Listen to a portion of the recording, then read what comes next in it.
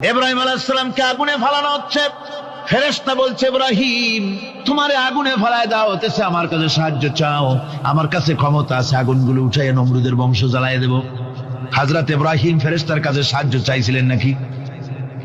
তিনি বললেন, ফেরেশতা তোমার কাছে সাহায্য কেন চাইব? আমি তো এমন কোন অন্ধ আল্লাহর ইবাদত করি না যেই অন্ধ স্রষ্টা তার গোলামের দুঃখ দুর্দশা না দেখেন। আমি তোমার কাছে সাহায্য চাইব না। হযরত ইব্রাহিম আলাইহিস সালাম পাশ করলেন। কি বলেন, পাশ করছেন না? ঈমানের পরীক্ষায় পাশ। আগুনের মধ্যে হযরত ইব্রাহিমকে যখন ফেলানো হচ্ছে, রব্বুল আলামিন আগুনের প্রতি নোটিশ করে দিলেন, ইয়া নারু কুনি বারদাও ওয়া সালামান আলা ইব্রাহিম। আগুন আমার ইব্রাহিমের জন্য শান্তিদায়ক, ঠান্ডা হয়ে যা। এখন কি আর আগুনের বাপের ক্ষমতা আছে ইব্রাহিমরে পোড়ানো? আর ক্ষমতা নাই। আমার বন্ধুগণ, ইব্রাহিম আগুনের ভিতরে আরামে বসা আছেন, আর ওদিকে নমরুদ বসে বসে দেখতেছে দূর থেকে। ইব্রাহিম তো জ্বলে না, গায়ের মধ্যে আগুন জ্বলে গেল। ডাক দিয়া কয়, আগুন তোর হলো কি? কেন জ্বালাইতে পারিস না আমার দুশমন রে? হলোটা কি তোর? তোর কি জ্বালানো শক্তি বন্ধ হয়ে গেল নাকি? আগুনের ভিতর থেকে জবাব এলো, নমরুদ রে, আমার ভিতরে জ্বালানো শক্তি আছে কি নাই যদি প্রমাণ করতে চাও, টেস্ট করতে চাও, তুই নিজে আয়, তোরে শুদ্ধ তামাম দুনিয়া জ্বালাই দিতে পারি, ইব্রাহিমের এক গাছা পশমও জ্বালাইতে পারি না। তার কারণ হচ্ছে আমি হচ্ছি মাখলুক, আল্লাহ হচ্ছেন খালিক। আল্লাহ আমাকে বলেছেন না জ্বালাতে, তুমি 1000 বার বললেও আমি ইব্রাহিমকে জ্বালাইতে পারবো না। কোরআনে কারিমে ঘটনা বলে মুমিনদেরকে সাহস দেওয়া হচ্ছে, মুমিনেরা দ্বীনের কাজ করতে গিয়ে বিপদ আবাজ আসবে, ঈমানের দাবি হলো বিপদ আসবে, আর বিপদ আসলে ঘাবড়ায় যেও না, মুসিবতে পড়ে চিন্তায় পেরেশানে হয়রান হয়ে যেও না। বিশ্বকবি আল্লামা ইকবাল কি সুন্দর করে বলেছেন, আজ ভি হোক জু ইব্রাহিম কা ইমা पैदा आग कर सकती है एक अंदाज गुलिस्तां पैदा। ইব্রাহিমের ঈমান যদি আজিও কোথাও হয় বিদ্যমান, করতে পারেন অগ্নিকুণ্ডে খুবসুরত এক গুলিস্তান।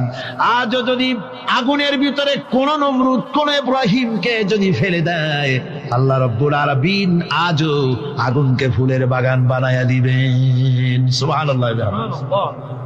ভয় পাওয়ার কারণ নাই, চিন্তা করার কোনো কারণ নাই। আমার বন্ধুগণ, হযরতে হুদ আলাইহিস সালামকে যখন সমাজের লোকেরা, রাষ্ট্রের লোকেরা ঘিরে ফেলে দিল, সমাজ শক্তি, রাষ্ট্র শক্তি যখন তাকে ঘিরে ফেলে দিল, ষড়যন্ত্রের পাহাড় তুলে দিল, তারে মেরে ফেলে দিবে, হযরত হুদ দেশ থেকে তা পালায় গেলেন না, ভয় পেলেন না।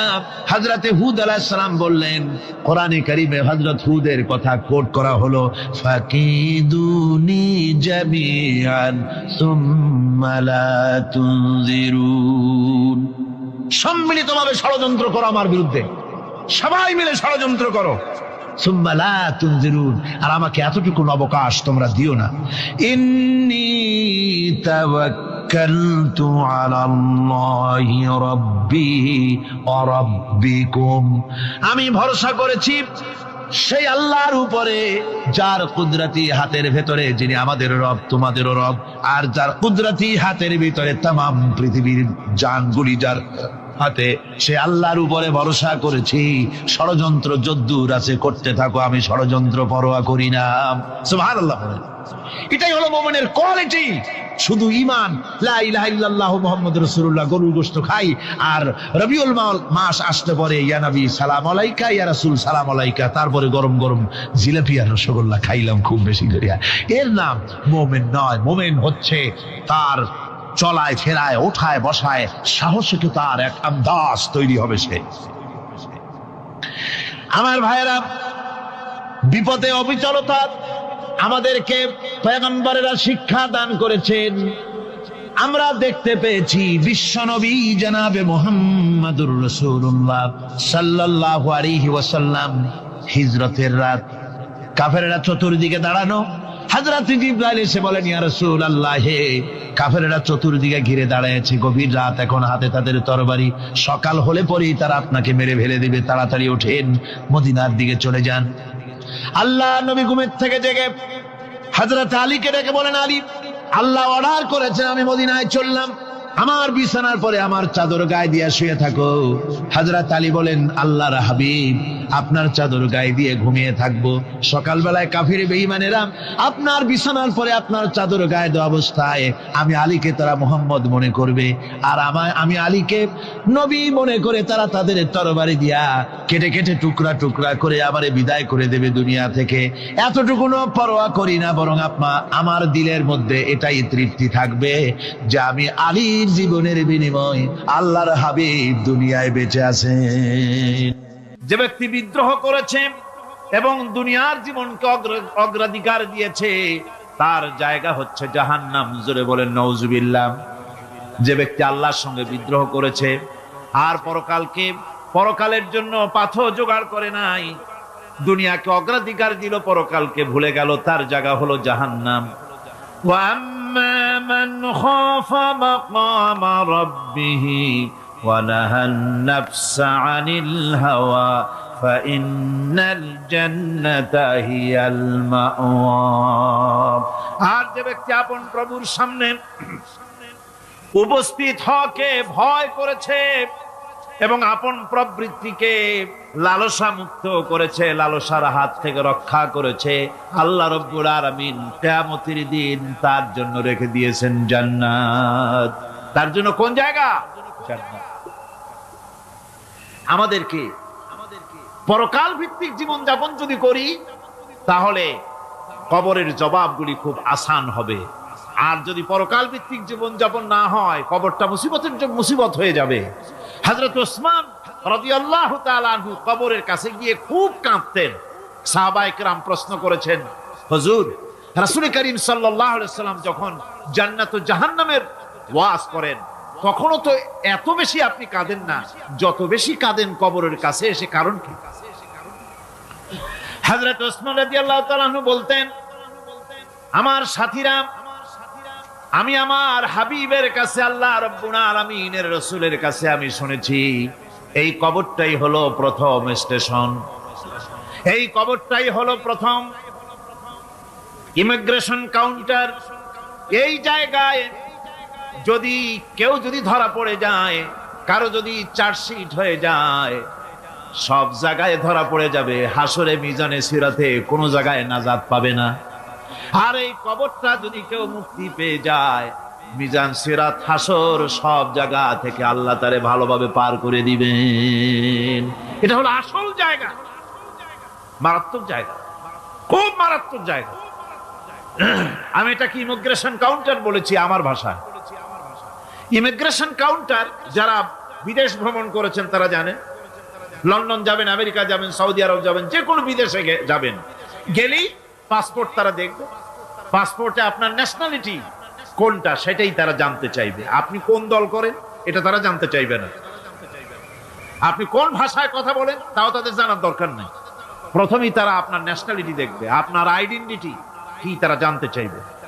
তারপরে যদি স্যাটিসফ্যাক্টরি হয়, আপনাকে ভিসা দিয়ে ভেতরে ঢুকবার ব্যবস্থা করে দেবে। আর যদি তারা স্যাটিসফাইড না হয়, তাহলে আপনাকে মেহমানখানায় ঢুকানো হবে গ্রেফতার করে। কবর হচ্ছে এ ধরনের একটি ইমিগ্রেশন কাউন্টার। কবরের ভিতরে মানুষ যখনই রাখা হবে, সঙ্গে সঙ্গে দুজন ফেরেশতা আসবে। কবরের কাছে যারা এসেছিল, দাফন হয়ে যাওয়ার পর এই লোকগুলি 40 কদম যেতে যতক্ষণ লাগে, এর মধ্যেই দুজন ফেরেশতা এসে যাবে। এসে জিজ্ঞেস করবে, মান রব্বুকা, তুমি কোন দল করতে? ওটা তাদের জানার দরকার নেই। চাকরি কিসে করতেন ওটা জানার দরকার নেই। ব্যবসা করতেন না চাকরি করতেন প্রয়োজন নেই। প্রথমেই জিজ্ঞাসা করা হবে ন্যাশনালিটি, প্রথমেই জিজ্ঞাসা করা হবে তার ন্যাশনালিটি সম্পর্কে, তার আইডেন্টিটিটা কি, এবং সেটাকে সত্যায়িত করার জন্য, বোঝার জন্য 3টি প্রশ্ন। প্রথম প্রশ্ন, মান রব্বুকা ওয়া মা দীনুকা ওয়া মান নাবিয়্যুকা, তোমার রব কে, তোমার দ্বীন কি, তোমার নবীকে। যদি এই ব্যক্তি বেঈমান হয়, মুনাফিক হয়, সে বলবে হায় হাতা লা আদরি, হায় হাতা লা আদরি, জানি না, আমার রবকে আমি জানি না। তোমার দিন কি? দিন কারে কয় বুঝি না।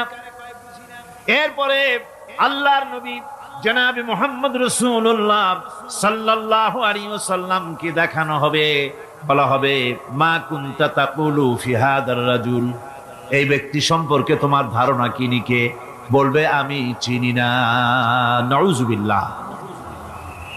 বাস, এরপরে তার যা হবার তাই শুরু হয়ে যাবে। আর যদি বান্দাটা মুমিন হয়, প্রশ্ন করা হবে মান রাব্বুকা, জবাব দেবে রব্বি আল্লাহ, আমার রব আল্লাহ রাব্বুল আলামিন। ওয়া মা দীনুকা, দীনুনা ইসলাম, আমার দিন হচ্ছে ইসলাম। এরপরে আল্লাহর নবীকে দেখানো হবে। কয়েক রকমের বর্ণনা আছে। কোন বর্ণনায় আছে হুজুরের আকারে দেখানো হবে, অথবা রাসূলকে সরাসরি দেখানো হবে। বলা হবে মা কুনতা তাকুলু ফি হাদার রাজুল, এই লোকটি সম্পর্কে ধারণা কি? মুমিন ব্যক্তি বলবে হাদা নবিয়ুনা মুহাম্মাদুর রাসূলুল্লাহ সাল্লাল্লাহু আলাইহি ওয়াসাল্লাম, ইনি আমার তো সেই নবী মুহাম্মাদুর রাসূলুল্লাহ সাল্লাল্লাহু আলাইহি ওয়াসাল্লাম। আমরা যেন এই রকমের জবাব দিতে পারি, আল্লাহ কবুল করো। সকলে জোরে কোন আমিন। জবাব হয়ে যাওয়ার পর গায়ব থেকে আওয়াজ আসবে ফাফরিশু বিল জান্নাতি ওয়ালবিসু বিল জান্নাহ, ও আমার ফেরেশতারা, আমার এই বান্দাকে জান্নাতের পোশাক পরায়া দাও আর কবরটাকে জান্নাতের বিছানা বিছায়া দাও। জান্নাতের পোশাক পরায়া দাও, জান্নাতের বিছানা বিছায়া দাও। ইলা মাদ্দা বাসারিহি, তার চোখের দৃষ্টি যত দূর যায় কবরটা ততটা প্রশস্ত করে দাও। এরপর বেহেশতের পোশাক পরাইয়া, বেহেশতের বিছানা বিছায়া ফেরেশতা বলবে নুম কানাউমুল উরুস, ঘুমিয়ে যাও। দুলামিয়া যেমন বাসর সজ্জায় নতুন বউ নিয়ে আরামে ঘুমায়, এরকম আরামে ঘুমায় যাও। ইলা ইয়াউমিল কিয়ামা, কিয়ামত পর্যন্ত ঘুমায় থাকবে, আরামে ঘুমিয়ে থাকবে। এরপরে সিংহায় ফুৎকার হবে, সিংহার ফুৎকারের আওয়াজে তার ঘুম ভেঙে যাবে। বলবে ইয়া ওয়াইলানা মান বাআসানা মিন মারকাদিনা, হায় আফসোস, আমার এত আরামের ঘুম থেকে কে আমাকে জাগ্রত করলো, আমার ঘুমটারে নষ্ট করলো কে? আওয়াজ আসবে হাযা মা ওয়াদার রহমান ওয়া সাদাকাল মুরসালুন, এটা হচ্ছে রহমানের সেই ওয়াদা, আর মুরসালিনরা নবীরা সত্য কথাই বলেছিলেন, সেই কিয়ামত অনুষ্ঠিত হচ্ছে। আমার বন্ধুগণ, সেজন্য এই দুনিয়ার মোহে পড়ে থাকলে পরে দুনিয়ায় যারা অগ্রাধিকার দিবে দুনিয়াকে পরকালের তুলনায়, জবাব দিতে পারবে না কবরের ভিতরে গিয়া।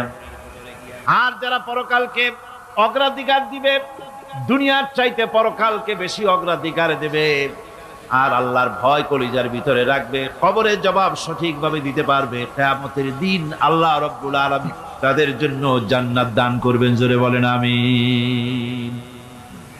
দুনিয়াটা হচ্ছে দুনিয়া যেখানে আমরা আছি। আমি আগেই বলেছি দুনিয়া হচ্ছে আদনা শব্দ থেকে এর উৎপত্তি হয়েছে। তুচ্ছ, নিকৃষ্ট, এটার দাম নাই, এটার মূল্য নাই।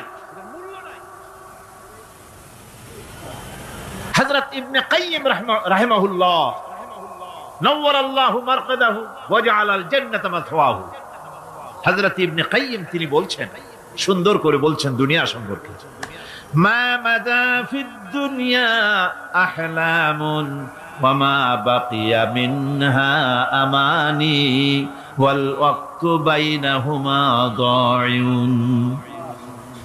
মা মাদা ফিদ দুনিয়া আহলামুন, জীবনের যে অংশ ফেলে এসেছি সেটা আজ একটা স্বপ্ন। ওয়া মা বাকিয়া মিনহা আমানি, আর জীবনের যে অংশ সামনে বাকি আছে সেটা এখন একটা আকাঙ্ক্ষা। ওয়াল ওয়াক্তু বাইনাহুমা দাইউন, আর এর মাঝখান থেকে সময় সব চলে যাচ্ছে। কত বড় কথা চিন্তা করেছেন? জীবনের যে অংশ ফেলে এসেছি তা আজকে স্বপ্ন, তা আজ কি বলেন? স্বপ্ন। আর সামনে যা আছে সেটা আকাঙ্ক্ষা, আর মাঝখান থেকে সময় সব চলে যাচ্ছে। এরপরে তিনি বলছেন وَمَنْ يَسْحَبِ الدُّنْيَا يَكُنْ مِثْلَ قَابِضٍ عَلَى الْمَاءِ خَانَتْهُ فُرُوجُ الْأَصَابِعِ। দুনিয়াদারের অবস্থা হচ্ছে এই, কেউ যদি দুই হাতে পানি খামসায় ধরে, দুই হাতে কি ধরছে বলেন? দুই হাতে পানি খামসায় ধরেছে, খুব মজবুত করে ধরেছে, 2 মুঠ পানি। বলেন থাকবে কতটুকু? কতটুকু থাকবে? 1 ফোঁটাও থাকবে না। কারণ তার আঙ্গুলের ফাঁক তার সাথে খেয়ানত করবে, আঙ্গুলের ফাঁক দিয়া পানিগুলি সব বেরিয়ে চলে যাবে। সুতরাং দুনিয়া যারা চায় তারা ঠিক পানি খামসায় ধরলে পানি যেমন হাতের ভেতর থেকে খেয়ানত করে চলে যায়, যারা দুনিয়া চায় দুনিয়াও তাদেরকে এভাবে ফাঁকি দিয়ে চলে যায়। তবুও দুনিয়ার মায়া মানুষের এত বেশি। আল্লাহর নবী বলেন লাউ কানা লি ইবনি আদামা ওয়াদিন মিন যাহাবিন লাহাব্বা ইয়াকুনা লাহু সারিন। এই পৃথিবীতে যদি কাউকে একটা মাঠ ভরে যদি সোনা দেওয়া যায়, লোকটা বলবে রব্বুল আলামিন আমি যদি আরেকটা মাঠ এরকম সোনা ভরা পেতাম। দ্বিতীয় আরেকটা মাঠ দেওয়া হলে আবার বলবে যদি তৃতীয় আরেকটা মাঠ সোনা ভরে যদি পেতাম। নবীজি বলেন ওয়ালা ইয়ামলাউ জাওফু ইবনু আদামা ইল্লা তুরাব। মানুষের পেট 3.5 হাত মাটি ছাড়া, কবরের মাটি ছাড়া মানুষের পেট ভরবে না। আরো চাই, আরো চাই, চাওয়ার কোনো শেষ নাই। মানুষ এভাবে করে দুনিয়ার মহব্বতে এমনি পাগল হয়ে যায়, শুধু দুনিয়ার মহব্বত, পরকালকে বেমালুম ভুলে যায়। আমি কিন্তু এই কথা বুঝাতে চাই নাই যে পরকালের মহব্বতে, পরকালের ভয়তে বা পরকালের জন্য দুনিয়া আপনি বাজার ঘাট বেচা কিনা ব্যবসা বাণিজ্য সবকিছু ভুলে যান, না তা নয়। ভুল বোঝার কোনো কারণ নাই। পরকালকে অগ্রাধিকার দিতে হবে, মানে দুনিয়াটা চিরস্থায়ী জায়গা নয়। চিরস্থায়ী হচ্ছে কোনটা? আখিরাত। চিল্লা এখন কোনটা? সুতরাং এখানে যা করতে হবে আখিরাতে জবাবদিহিমূলক জীবন যাপন করতে হবে। আপনি ব্যবসা করবেন, ওজনে কম দিতে পারবেন না। আপনি খাদ্যে ভেজাল দিতে পারবেন না, চুরি করতে পারবেন না, ডাকাতি করতে পারবেন না, জেনা করতে পারবেন না, বদমাশি করতে পারবেন না, মদ খেতে পারবেন না, সন্ত্রাসী হতে পারবেন না, হাইজাকার হতে পারবেন না, চাঁদাবাজ হতে পারবেন না, মুনাফাখোর হতে পারবেন না, আপনি চোরা কারবারি হতে পারবেন না, ঘুষখোর হতে পারবেন না, সুদখোর হতে পারবেন না। এই সব কাজ পরকালকে বিশ্বাস করলেই এ সমস্ত কাজ থেকে মানুষ বিরত থাকতে পারে। কথা ঠিক কিনা? এটাই হচ্ছে। সুতরাং এই পৃথিবী থাকবে না, এটা কি চিরকাল থাকবে? না, এর একটা পরিসমাপ্তি ঘটবে। যেমন করে সারা বছর লেখাপড়া করার পর কলেজে, বিশ্ববিদ্যালয়, মাদ্রাসায়, হাই স্কুলে সব জায়গায় সারা বছর লেখাপড়া করার পর যেমন পরীক্ষা দেওয়ার একটা দিন আসে, সারা বছর ব্যবসা করার পর হিসাব নিকাশ করার যেমন একটা সময় আসে, সারা মাস চাকরি করার পর বেতন পাওয়ার যেমন একটা দিন আসে, সারা জীবন চাকরি করার পর পেনশন পাওয়ার যেমন একটা সময় আসে, অনুরূপ ভাবে এই দুনিয়া যেদিন শেষ হয়ে যাবে, আল্লাহ নির্ধারিত সময় শেষ হয়ে যাওয়ার পর একটা সময় আসবে যখন আল্লাহ রব্বুল আলামিন সব শেষ করে দিবেন, লন্ড ভন্ড হয়ে যাবে, কিছুই থাকবে না। কোরআনে কারিমে আল্লাহ সব বলেছেন, কোরআনে সব আল্লাহ বলে দিয়েছেন। আল্লাহ পাক বলেন এই পৃথিবীর সব কেমন ভাবে ধ্বংস হবে তার চিত্র আল্লাহ পাক কোরআনে কারিমে তুলে ধরেছেন। ইযাস সামাউ ফাতারাত ওয়া ইযাল কাওয়াকিবু তাসারাত ওয়া ইযাল বিহারু ফুজ্জিরাত ওয়া ইযাল কুবুরু বু'সিরাত। যখন আকাশসমূহ দীর্ণ বিদীর্ণ হয়ে যাবে, তারকাগুলি বিক্ষিপ্ত হয়ে ছিটকে পড়বে, আর সমুদ্রগুলি উচ্ছ্বসিত হয়ে পড়বে, কবরগুলি সব তার ভেতরে যা আছে উদ্গীরণ করে দেবে, তারকাগুলি স্থিমিত হয়ে যাবে। এরপরে সমস্ত আকাশগুলি কিতাবের পৃষ্ঠার মতো একটার পরে একটা ঠাস ঠাস করে পড়তে থাকবে, চূর্ণ বিচূর্ণ হয়ে ভেঙে চুরে একাকার হয়ে যাবে। পাহাড়গুলিকে উড়িয়ে দেওয়া হবে, চন্দ্র এবং সূর্য একাকার হয়ে যাবে। আল্লাহ রাব্বুল আলামিন বলেন ফাইদা বারিকাল বাসার ওয়া খাসাফাল কমার ওয়া জুমিআশ শামসু ওয়াল কমর। চক্ষু যখন বিস্ফারিত হয়ে যাবে, চাঁদ যখন তার আলো হারিয়ে ফেলবে, সূর্য যখন তার আলো হারিয়ে ফেলবে, চাঁদ আর সূর্য সব একাকার হয়ে যাবে, সেই সময়ের অবস্থাটা কি চিন্তা করো। মানুষ হয়রান হয়ে দৌড়াদৌড়ি করবে। ওয়াহুমিলাতিল আরদু ওয়াল জিবালু ফাদুক্কাতা দাক্কাতান ওয়াহিদা। জমিন এবং পাহাড়গুলির মধ্যে আল্লাহ রাব্বুল আলামিন সংঘর্ষ বাঁধিয়ে দিবেন। পাহাড়গুলি ভেঙে চুরে টুকরা টুকরা হয়ে যাবে। পাহাড়গুলি উঁচু করে জমিনের উপরে আছাড় মেরে আল্লাহ রাব্বুল আলামিন ভেঙে চুরে চুরমার করে দিবেন। সুবহানাল্লাহ। ওয়াতাকুনুল জিবালু কালইহনিল মানফুস। পাহাড়গুলো পেঁজা ধোনা তুলার মতো করে উড়িয়ে দেওয়া হবে। পাহাড় উড়ে যাবে। সুবহানাল্লাহ। পাহাড় পাথরের তৈরি করা পাহাড়, এই পাহাড়গুলি তুলার মতো হয়ে উড়বে কিভাবে? আমি এই দৃশ্য নিজের চোখে কিছুটা হলেও দেখছি। আজ থেকে 10 দিন আগে আমি ইতালি সফর করে এসেছি। ইতালির রাজধানী রোম। রোম প্রাচীন সভ্যতার লালন ভূমি। কোরআনে কারিমে সূরায়ে রোম রয়েছে। এই রোম সেই রোম। এখানের বাদশার কাছে রাসূল করিম সাল্লাল্লাহু আলাইহি সাল্লাম হেরাক্লিয়াসের কাছে চিঠি পাঠিয়েছিলেন। সেই রোম 12 থেকে 15 হাজারের মতো বাংলাদেশি মুসলমান সেখানে আছে। জুমার দিন, যেদিন আমি গেলাম তার পরের দিনই জুমা ছিল। জুমার নামাজ পড়লাম ভ্যাটিকানের কাছেই বিশাল মসজিদ, ইউরোপের ভিতরে সবচাইতে বড় মসজিদ এটা। সৃষ্টি যদি স্রষ্টাকে চিনতে চায়, মানুষ যদি আল্লাহ রাব্বুল আলামিনকে জানতে চায়, চিনতে চায়, তার পদ্ধতি হচ্ছে তার সৃষ্টিকে জানা। তার সৃষ্টির মাধ্যমেই তাকে চেনা যাবে। আল্লাহ পাক বলেন الذين يذكرون الله قياما وقعودا وعلى جنوبهم ويتفكرون في خلق السماوات والأرض ربنا ما خلقت هذا باطلا سبحانك فقنا عذاب النار الذين يذكرون الله قياما وقعودا وعلى جنوبهم।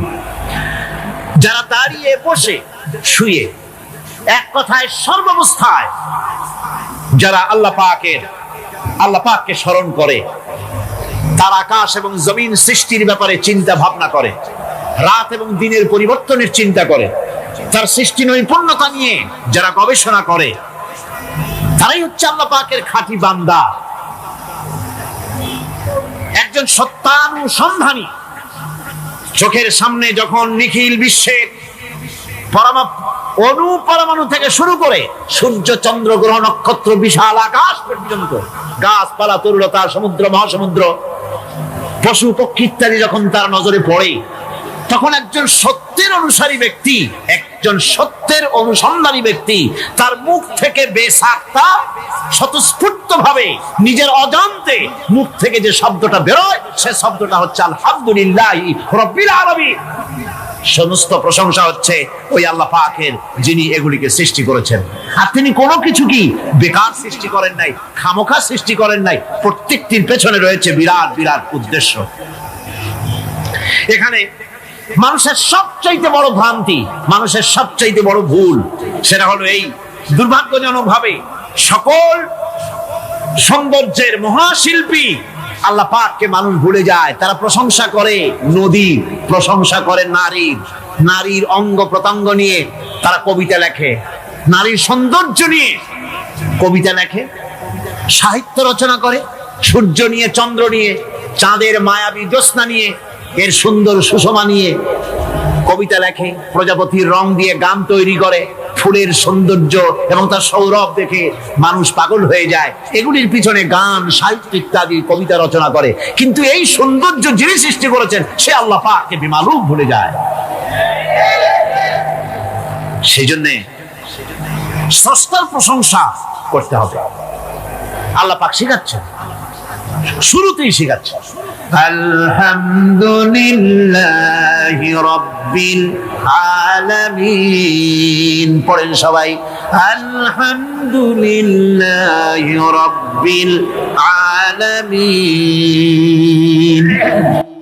আল্লাহ রাব্বুল আলামিন তোমাকে যদি কোনো বিপদ দেন, এই বিপদ থেকে তোমাকে কেউ মুক্ত করতে পারবে না, কেউ বাঁচায় দিতে পারবে না। আল্লাহ যদি তোমার জন্য বিপদ রেখে দিয়া থাকেন, এই বিপদ থেকে বাঁচাবার ক্ষমতা কারো নাই। আর আল্লাহ যদি তোমাকে কোনো কল্যাণ দিতে চান, তাহলে সেই কল্যাণ প্রতিহত করতে পারে, সে কল্যাণের পথে বাধা দিতে পারে। আকাশে জমিনে এমন কেউ নাই। সুবহানাল্লাহ পড়ে। কাজে শক্তি তো সবটাই আল্লাহ রাব্বুল আলামিনের, ক্ষমতা সবটা কার? আল্লাহ সুবহানাহু ওয়া তাআলা। কল্যাণও করেন তিনি, আর অকল্যাণ যদি করেন সে অকল্যাণ থেকে বাঁচবার উপায় নাই। কল্যাণ যদি করতে চান ঠেকাবারও কারো উপায়। মুমিন ব্যক্তির আত্মমর্যাদা এভাবে বেড়ে যায় ইমানের কারণে, ইমানের কারণে তার আত্মমর্যাদাটা এত বেড়ে যায় যে সে হক কথা বলতে গিয়া রিজেকের চিন্তা করে না, চাকরির চিন্তা করে না। হক কথাটা যদি বলি, আমি সরকারি চাকরি করি, হক কথা বললে পরে চাকরি থাকবে না। ইমামতি করি, হক কথা বললে পরে চাকরি থাকবে না। এই জাতীয় হীনমন্যতা তার মনের ভিতরে জায়গা পাবে না। যেহেতু কোরআন তার শিখাইছে, কিসের ভয়? রিস্কের চিন্তা করো, রিস্কের চিন্তা করার কোনো দরকার নাই। কোরআন তোমাকে বলে দিয়েছে, ঈমান এনেছো তুমি যার উপরে, ইন্নাল্লাহা হুয়ার রাজ্জাকু যুল কুওয়াতিল মাতিন। নিশ্চিত হবে আল্লাহই হচ্ছেন মহান রিজেক দাতা। নিরঙ্কুশ ভাবে রিজেকের চাবিকাঠি তারই হাতে। তা আমার রিজেক যদি আল্লাহর হাতে হয়, এটা যদি বিশ্বাস করি, তাহলে মেম্বারের উপরে দাঁড়িয়ে হক কথাটা বলতে ভয় পাই কেন? চাকরি করি, হক কথাটা বলতে পারি না কেন? সরকারের কাছে আমার রিজেক নয়, সেক্রেটারির কাছে, মুতাওয়াল্লির কাছে আমার রিজেক নয়। আমার খাদ্য কার কাছে? আমার রিজেক কার কাছে? এটা হলো সবচেয়ে বড় ভয়। ইমানের দাবি করে ঠিক, ওয়াজ নসিহত করেও ঠিক, মানুষকে উপদেশ দেয়ও ঠিক, কিন্তু মনের মধ্যে ভয় একটু থেকেই যায়। যদি চাকরিটা যায়, তাহলে বিবি বাল বাচ্চা নিয়ে বাঁচবো কেমনে? এটা থাকে মনের ভিতরে এক চিন্তা। একজন টিচার তার ছাত্রদেরকে শিখাইছিলেন যে বিসমিল্লাহর এত ফজিলত, নদীর উপর থেকে বিসমিল্লাহ বলে হাঁটে গেলে তাও হাঁটে যাওয়া যায়, খেওয়ার নৌকা ছাড়াই পানির উপর দাঁড়িয়ে যাওয়া যায়। একটা ছেলে, একটা ছাত্র এই কথাটা এমন বিশ্বাস করলো, নদীর পাড়ি দিয়ে, তার বাড়ি ছিল নদীর ওপার, প্রতিদিন খেওয়া পার হয়ে মাদ্রাসায় আসতো। বিশ্বাস সে করছে পুরোটাই, আর বিসমিল্লাহ বলে পাও দিয়ে হাঁটিয়া চলে গেল পার হয়ে। এটা কোনো কোরআন নয়, হাদিস নয়, শোনা কথা। তারপরে একদিন তার মা তাকে বলেছে, তোমার হুজুরকে একটু দাওয়াত দাও আমাদের বাড়িতে। হুজুরের দাওয়াত দিছে, মিলাদের দাওয়াত শুনে হুজুর তো খুব খুশি। তারপরে ছাত্রের সঙ্গে রওনা হয়েছে। নদীর ঘাটে এসে দেখে যে নৌকা নাই। আরে বাবা, নৌকা নাই, পার হবো কেমনে? হুজুর কোন কি, নৌকার দরকারটা কি? আপনি না বলছেন বিসমিল্লাহ বলে হেঁটে যাওয়া যায়। আমি তো ওইটা শোনার পর আমি প্রত্যেকদিন তো এই কাম করিয়ে আসি, নৌকা টুকু লাগে না। আসেন না আমার সাথে। ছেলে বিসমিল্লাহ বলে হাঁটা আরম্ভ করছে পানির উপর দিয়ে। ওস্তাদ চিন্তা করতেছে, আমি তো শুধু ওয়াজি করছি, আমল তো করি নাই, কি না কি হয় আল্লাহই জানে। পাজামা হাঁটু পর্যন্ত টাইনিয়া তারপরে বিসমিল্লাহ কই পা দিছে, আর এক ছোটে সুগনি খাইয়া ভিতরে চলে গেছে। সুতরাং মুখ দিয়ে বললে হবে না, বিশ্বাস করতে হবে, ইয়াকিন রাখতে হবে রিস্কের মালিক আল্লাহ। হক কথা কাউকে ছেড়ে দেব না, এটা বলবোই, তাতে আমার চাকরি থাকুক আর চাকরি যাক। এর নাম হলো আত্মমর্যাদা। এর নাম কি? আত্মমর্যাদা। নইলে আপনি মসজিদের ইমাম, আর দুর্ভাগ্যজনক সত্য, মসজিদের ইমামগুলি অধিকাংশ ক্ষেত্রে এমন সব সেক্রেটারি মোতাওয়াল্লি হয় যারা ইসলামী আদর্শকে বিশ্বাসী করেন। কথাটা ঠিক কিনা? ধর্মনিরপেক্ষতাবাদী, কিন্তু মসজিদের সেক্রেটারি, মাদ্রাসার সেক্রেটারি, ঈদগাহের সেক্রেটারি। কারণ মুসল্লিরা ভাবে ওনার পয়সা বেশি, ওনারই নেতা বানানো উচিত। অথচ কোরআন নিষেধ করেছে এমন কোন লোক মসজিদের মোতাওয়াল্লি সেক্রেটারি হতে পারে না যে ব্যক্তি আল্লাহর পথে পরিচালিত নয়, যে আল্লাহকে মানুষের চাইতে বেশি ভয় না করে, যে ব্যক্তির ভিতরে দ্বীন নাই, ঈমান নাই, ইসলামী আদর্শ নাই, শুধু পয়সার বিনিময় সেক্রেটারি মেম্বার মোতাওয়াল্লি হয়ে বসে আছে, আর ইমাম ভয়ের সরে কথা বলে না। আছেন এমন? আচ্ছা, হক কথা। মাদ্রাসা, মসজিদ, ওয়াজ মাহফিল, চাকরির জায়গা, কোর্টে, কাছারিতে, আদালতে, সর্বত্র মোমেন ব্যক্তি বলতে পারবে তখন যখন ঈমান বিল্লাহ পোক্ত হবে। আল্লাহর প্রতি ঈমানটা যখন পোক্ত হবে, তখন সে বুঝবে এ চাকরি আমার পায়ের গোলাম। এখানে যদি আমার চাকরি না থাকে, অন্য জায়গা থেকে রিস্কের ব্যবস্থা আল্লাহ পাক আমাকে করে দিবেন। এটাই হচ্ছে ঈমান বিল্লাহর প্রথম উপকারিতা। পয়লা নম্বরের উপকারিতা, মানুষকে পার্সোনালিটি সৃষ্টি হয়ে যায়, তার মধ্যে শক্তি আসে, ঈমানি মজবুতি আসে, তার মধ্যে শখসিয়ত আসে, তার মধ্যে ব্যক্তিত্ব আসে, আত্মমর্যাদা আসে, আত্মসম্ভ্রম সৃষ্টি হয়। এটা হলো পয়লা নম্বরের উপকার। ঈমান আনার জন্য, আল্লাহর প্রতি মানুষ ঈমান আনলে পরে 2 নম্বরে যে উপকারটা হয় সেটা হলো মানুষের ভিতর থেকে অহংকার দূর হয়ে যায়। অহংকার থাকে না। যে ব্যক্তি ঈমান বিল্লাহ যার ভিতরে ঢুকে যায়, আল্লাহর ঈমান পরিপূর্ণরূপে এসে যদি যায়, তাহলে তার ভিতরে অহংকার থাকে না। কেন থাকে না? অহংকার থাকে না এই জন্য, যেহেতু মোমেন ব্যক্তি জানে আল্লাহ রাব্বুল আলামিন জানে, আল্লাহ রাব্বুল আলামিনের সামনে বান্দা জানে, কথা বুঝতে পারে, কোরআন পড়ে জানে যে আমি আল্লাহর সামনে সম্পূর্ণ অসহায়। অসহায় যে যার কিচ্ছু নাই, সে কি অহংকার করতে পারে? অর্থ নাই, বিত্ত নাই, কিছু নাই, সে কি অহংকার করে? অহংকার কারা করে? অহংকার করে যাদের অর্থ আছে, বিত্ত আছে, শিক্ষা আছে, বিদ্যা আছে, স্বাস্থ্য আছে, জমি আছে, জমা আছে, বাড়ি আছে, কল আছে, কারখানা আছে, গাড়ি আছে, এরাই না অহংকার করে। কিন্তু ঈমান বিল্লাহ যখন আসি, তখন সে বুঝতে পারে আমার শক্তি কোনো শক্তি নয়। ওয়া হুয়াল কাহিরু ফাওকা ইবাদি। সমস্ত আল্লাহ রাব্বুল আলামিন বলছেন সমস্ত বান্দার উপরে কর্তৃত্ব হচ্ছে আল্লাহ পাকের। আল্লাহর কর্তৃত্ব থেকে বেরিয়ে আসার ক্ষমতা কারো নাই। সবচাইতে শ্রেষ্ঠ শক্তি কার? আল্লাহ পাক। ওই আল্লাহ রাব্বুল আলামিন বলেছেন, চ্যালেঞ্জ করেছেন, যদি সম্ভব করতে পারো, অহংকার করতেছো, বড়াই করতেছো, যদি সম্ভব করতে পারো আমার জমিন থেকে বেরিয়ে যাও। যদি সম্ভব করতে পারো, অহংকার তো খুব করো, বাস করো আমার জমিনের উপরে, খাও আমার ফসল, জীবন আমি দিলাম, চক্ষু আমি দিলাম, আমার চোখ দিয়ে দেখো, আমার দেওয়া কান দিয়ে শোনো, আমার দেওয়া বিবেক দিয়ে চিন্তা করো, সব তো আমি দিয়েছি, তারপরেও যদি অহংকার করো। ইয়া মাশারাল জিন্নি ওয়াল ইনসি ইন ইসতাতাতুম আন তানফুযু মিন আকতারিস সামাওয়াতি ওয়াল আরদ ফানফুযু লা তানফুযুনা ইল্লা বিসুলতান। হে পৃথিবীর মানুষেরা, হে পৃথিবীর জিনেরা, ইয়া মাশারাল জিন ওয়াল ইনস, হে পৃথিবীর মানুষ, মনুষ্য জাতি এবং জিন, যদি সম্ভব করতে পারো তাহলে আমার ইহাতা থেকে, আমার জমিন থেকে, আমার জমিনের উপর থেকে বেরিয়ে যাও। এমন দেশে যাও যেখানে আমার সূর্য নাই, যেখানে আমার চন্দ্র নাই, যেখানে আমার আলো নাই, যেখানে আমার বাতাস নাই, অক্সিজেন নাই, আমার পানি নাই, এমন কোন জায়গা যদি পাও বেরিয়ে চলে যাও। যাওয়া যাবে?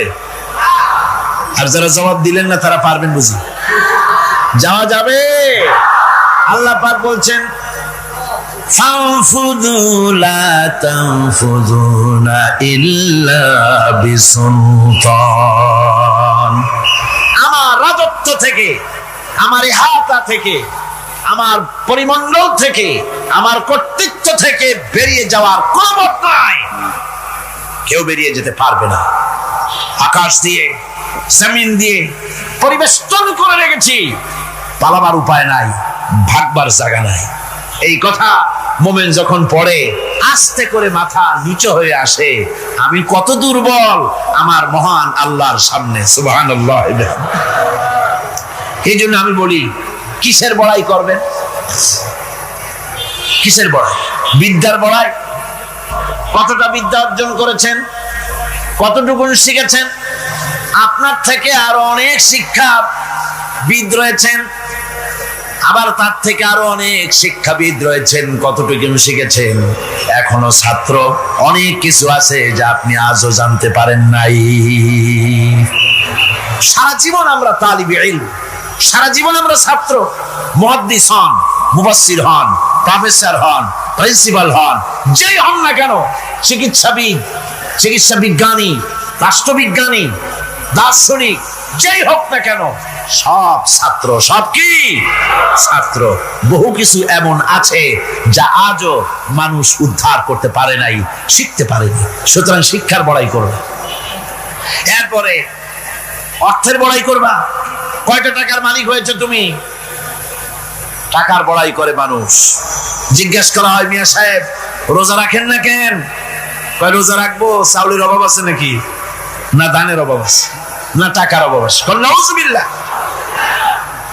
কত টাকা হয়েছে? আল্লাহ রাব্বুল আলামিন যদি ইচ্ছা করেন এমন রোগ দিয়া দিতে পারেন, হার্টের ভিতরে ক্যান্সার দিয়ে দিতে পারেন, ব্রেনের ভিতরে টিউমার দিয়ে দিতে পারেন, রক্তের ভিতরে ক্যান্সার দিয়ে দিতে পারেন, হাড়ের ভিতরে ক্যান্সার ঢুকায় দিতে পারেন।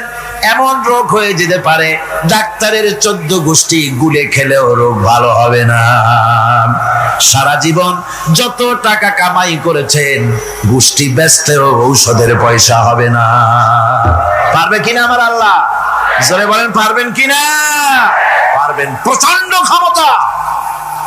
কাজী বান্দা যখন এগুলি পড়ে মাথাটা নিচু হয়ে আসে যে ক্ষমতা তো তার, বড়াই করার কোনো উপায় নাই। আমরা কিতাবের মধ্যে পড়েছিলাম, সেই আল মুস্তাতরফ একটা কিতাব ছিল, আলেমে পড়ানো হতো। মৌলানা শামসুদ্দিন সাহেব পড়েছেন নিশ্চয়ই? জি, ওলামারা পড়েছে। সেই কিতাবে আলেম ক্লাসে পড়ানো হতো তখন আমাদেরকে একটা আরবি সাহিত্য। ওই আরবি সাহিত্যের ভিতরে পড়েছিলাম, সেখানে এক জমিদার বিবাহ করেছে, তারপরে তার নবপরিণীতা স্ত্রীকে নিয়ে খেতে বসেছে। এমন সময় এক ভিক্ষুক এসেছে। জমিদার রাগ হয়ে দরজার কাছে দিয়ে বেচারাকে ধমক দিয়ে বের করে দিয়েছে, ভিক্ষা নেওয়ার আর তুমি সময় পাও না, আমি বিয়ে করেছি, নতুন বউ নিয়ে খাইতে বসছি, গলায় ধাক্কা দিয়া ভালাইয়া তারপরে তাড়াই দিছে। বাস কয়েক বছর পর এই জমিদারের জমিদারি গেল, টাকা গেল, পয়সা গেল, সব শেষ।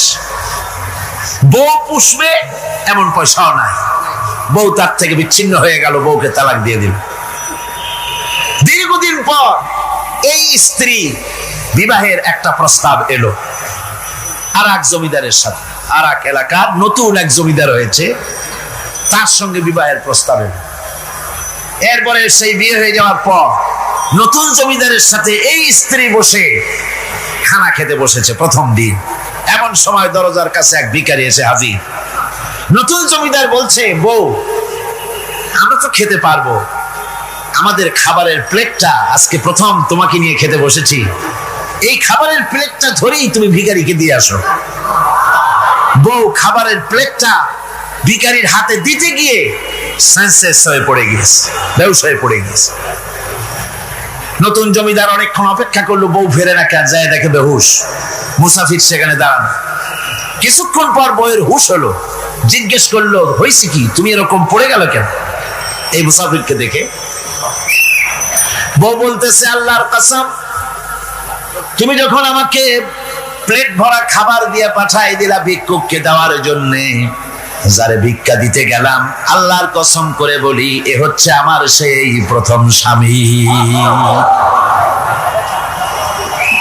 এবার ওই জমিদার বলতেছে, তুমি যেমন কসম করে বলতেছো এই হলো তোমার প্রথম স্বামী, আমিও আমার আল্লাহর নামে কসম করে বলি, আমিও সেই ভিখারি যেদিন তোমরা খেতে বসেছিলে আর আমি ভিক্ষা নিতে গিয়েছিলাম, আমাকে দরজা থেকে তাড়ায় দিয়েছিলে।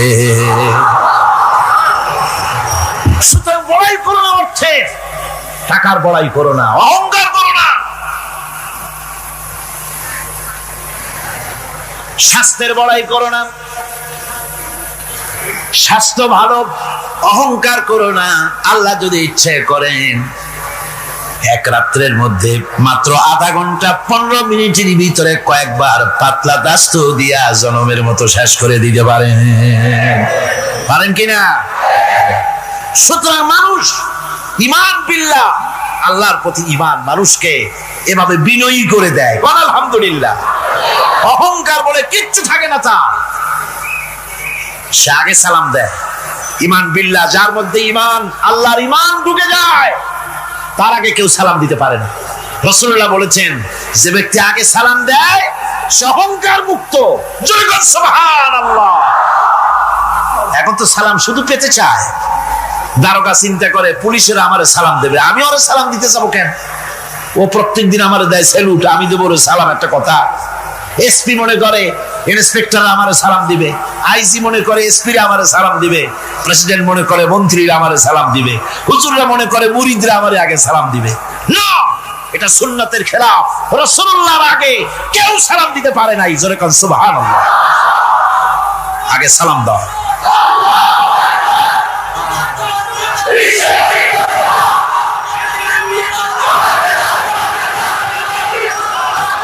এই সালামের প্রচলন, এই সালামের প্রচলন মুসলমানদের মধ্যে বেশি বেশি হওয়া উচিত। আপনারা সালামের প্রচলন চালু করে দিবেন, বেশি করে চালু করবেন। বউরে সালাম দিবেন, বউ আপনাকে দেবে। ঘরের মধ্যে ঢুকবেন, ঢুকেই বলবেন আসসালামু আলাইকুম ওয়া রাহমাতুল্লাহি ওয়া বারাকাতুহু। বাইরে থেকে গেছেন, ঘরে ঢুকেই প্রথম সালাম দেন, বউ সালামের জবাব দেবে, বউ আপনাকে দেবে। বাচ্চাদের সালাম দেন, বাচ্চারা আপনাকে দিবে। এরকম সালামের প্রচলন চালু করেন। রাসূলুল্লাহ বলেছেন, মানে একটা গাছের আড়ালে এই সালাম হলো, লোকটা গাছের আড়ালে চলে গেছে, আবার দেখা হয়েছে, আবার সালাম দেয়। এখন এই সালাম কমে গেছে, এখন সালামের পরিবর্তে অনেক কিছু হয়েছে। সালাম দেয়, তার জবাবও দেয় না। যদি বলে কেউ, গরিব মানুষ সালাম দিয়েছে বড় লোক করে, আসসালামু আলাইকুম, ওয়ালাইকুম আসসালাম বলতে চায় না, একটু মাথা নাড়ে। তারপরে জিজ্ঞেস করে, স্যার কেমন আছেন? এই যাচ্ছে, কেটে যাচ্ছে। কি কেটে যাচ্ছে? তোমার কল্লা? আলহামদুলিল্লাহ বলতে পারো না? অধিকাংশ ক্ষেত্রে যদি জিজ্ঞেস করেন কেমন আছেন, এই যাচ্ছে, কেটে যাচ্ছে।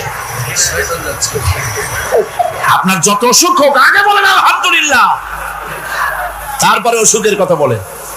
আপনার যদি কোনো অসুবিধা থাকে আগে আলহামদুলিল্লাহ কন, তারপরে অসুখের কথা কন। হযরত সুফিয়ান সৌরি রাহমাতুল্লাহ আলাইহি আল্লাহর একজন জবরদস্ত ওলি ছিলেন। একবার তার সামনে এক মুরিদ এসেছে, মাথায় একটা বড় রুমাল খিচিয়া বাঁধা। জিজ্ঞেস করলেন, মিয়া তোমার এই মাথাটা এরকম বাঁধা কেন? কয় যে হুজুর, মাথার যন্ত্রণায় অস্থির হয়ে গেছি, সেই জন্য মাথাটা বাঁধে রাখছি। এরকম ব্যথা কয়দিন হয়েছে? কয় যে না, সবসময় হয় না, বছরে 2-1 হইলেও পারে, না হইলেও পারে। বলে বছরে 2-1 মাথা ব্যথা হয়, সেই ব্যথাটা দড়ি দিয়া বান্ধে মানুষকে দেখাইলা যে আমার ব্যথা হয়েছে, অসুবিধাটা দেখালে, আর যতদিন ভালো ছিলে ওইটার প্রমাণ স্বরূপ মাথায় কি বান্ধে মানুষকে দেখাইছো। সুতরাং শুকরিয়া আদায় করো সব সময়। আলহামদুলিল্লাহ আলা কুল্লি হাল, সব অবস্থা আমি ভালো আছি, আমার থেকে আরো অনেক খারাপ আছে। সুতরাং সালামের প্রচলন তারাই করে বেশি যারা বিনয়ী হয়, অহংকার যাদের মধ্যে জায়গা পায় না। অহংকার পাবে কি করে? বান্দা কোরআন থেকে জেনেছে ওয়াল্লাহুল গানিয়্যু ওয়া আনতুমুল ফুকারা। আল্লাহ রাব্বুল আলামিন বলেন তোমরা হলে সবাই ফকির, তোমরা হলে সব মুখাপেক্ষী, আর একমাত্র আল্লাহ রাব্বুল আলামিন বেনিয়াজ। আল্লাহই শুধু বেনিয়াজ, আর সব কি মুখাপেক্ষী। কার কাছে? আল্লাহর কাছে। এই জন্য বিনয়ী হতে হবে। যে জমিনটা বাস করি, জমিনটা কার? চিল্লায় কোন কার? লিল্লাহি মা ফিস সামাওয়াতি ওয়া মা ফিল আরদ। আকাশও তার, জমিনও তার। এই কথা যদি জানা থাকে, বিশ্বাস থাকে, তাহলে সেই ব্যক্তি অহংকার করতে পারে না, সে বিনয়ী হয়। ঈমান বিল্লাহ তাকে বিনয়ী বানায় দেয়। আর বিনয়ী মানুষ, নিরহংকার মানুষই আল্লাহর কাছে বেশি পছন্দ। এই ঈমান তার ভিতরে এই কথা জাগ্রত করে দেয়। আমি যদি একটা গাড়ির মালিক হয়ে থাকি, আমি যদি একটা বাড়ির মালিক হয়ে থাকি, আমি যদি স্ত্রী পুত্র সন্তান পেয়ে থাকি, আমি যদি মন্ত্রী হয়ে থাকি, আমি যদি কিছু পেয়ে থাকি, আমার হাতের কামাই দ্বারা পাই নাই। আল্লাহ শিখাই দিচ্ছেন ওয়ামা বিকুম বিনিমাতিন ফামিনাল্লাহ। যত নেয়ামত তোমরা পেয়েছো সব আল্লাহ রাব্বুল আলামিন দিয়েছেন। জোরে বলেন সুবহানাল্লাহ। দাতাকে ভুলে যেও না, আল্লাহর কাছে বিনয়ী হও। সমস্ত নেয়ামত একমাত্র তিনি দিয়েছেন। ঈমান বিল্লাহর দ্বারা মানুষের এই গুণ সৃষ্টি হয়, এই উপকার হয় মানুষের, যে সে বিনয়ী হয়ে যায়।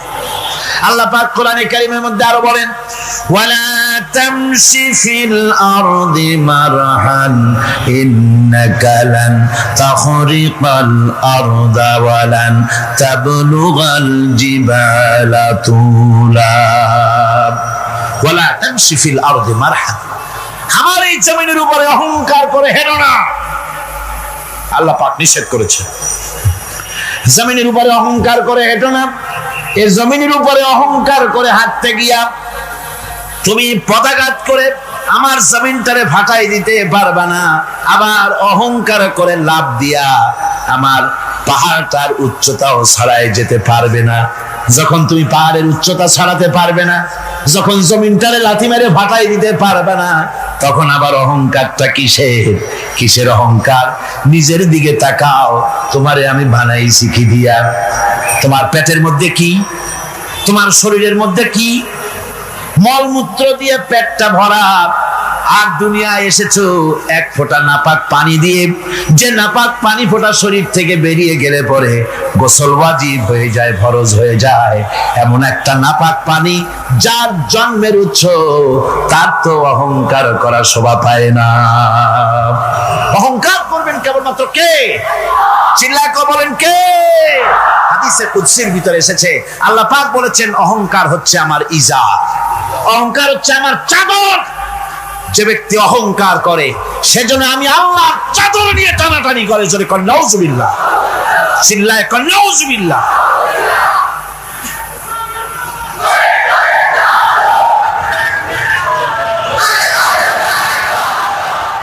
আমার বন্ধুগণ, আল্লাহ রাব্বুল আলামিন কোরআনে কারীমের মধ্যে বলেছেন আমার সঠিক বান্দা যারা, অহংকার তাদের মধ্যে থাকে না। ওয়া ইবাদুর রাহমানিল্লাযীনা ইয়ামশুনা আলাল আরদি হাওনা। রহমানের বান্দা যারা, আমি আল্লাহ পাকের গোলাম যারা, তারা জমিনের উপরে খুব বিনয়ের সাথে চলে। তাদের চলাফেরা দেখলেই বোঝা যায় লোকটা বিনয়ী, আল্লাহর বান্দা। সুবহানাল্লাহি ওয়া বিহামদিহি। কি বলেন? মানুষের চলাফেরা, চাহনি, ওঠা বসা, কথাবার্তা দেখলেই বোঝা যায় না লোকটা কি চরিত্রের? বোঝা যায়। এক পদের মানুষ আছে গম্ভীর হয়ে বসে থাকে, মনে হয় যেন নবজাদা রাসূলুল্লাহ খানের শালা। নামাজ নাই। কি হয়েছে? মাইক এমনি আজকে আমি নিজেও টের পাচ্ছি, আমি মাইকের আওয়াজ নিজেও পাচ্ছি না। মাইকটা ভালো করে দেন মাইকের অপারেটর, আর জোরে সোরে একটু জিকির করেন লা ইলাহা ইল্লাল্লাহ, লা ইলাহা ইল্লাল্লাহ, লা ইলাহা ইল্লাল্লাহ।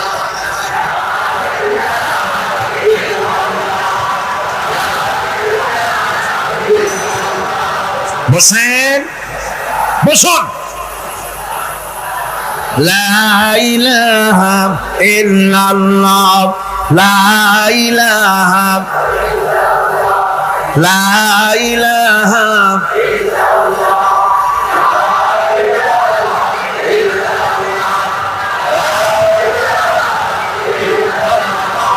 লা ইলাহা ইল্লাল্লাহ মুহাম্মাদুর রাসূলুল্লাহ।